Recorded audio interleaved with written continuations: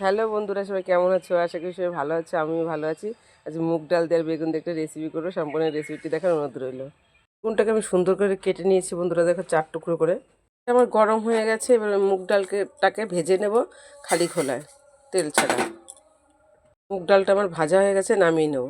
এটা আমার গরম হয়ে গেছে, এবার বেগুনগুলো আমি ভেজে নেব, লবণ হলুদ ছাড়া ভেজে নেব। আমি হালকা করে ভেজে নিয়েছি, এবার তুলে নেব। তেলে দেবো শুকনো লঙ্কা, পাঁচফোড়ন, অল্প একটু চিনে বাদাম, দিয়ে দেবো কুচি করে আদা, দিয়ে দেবো টমেটো কেটে রাখা, ক্যাপসিকাম, কাজু, কিশমিশ, কাঁচা লঙ্কা, দিয়ে দেবো স্বাদ মতন লবণ, হলুদ, ভেজে রাখা মুগ ডাল, দিয়ে দেবো পরিমাণ মতন জল,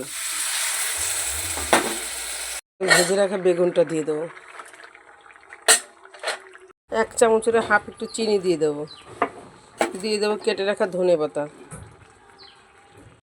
একটু ঘি দিয়ে দেবো। এবার নামিয়ে নিয়ে তোমাদের দেখাচ্ছি।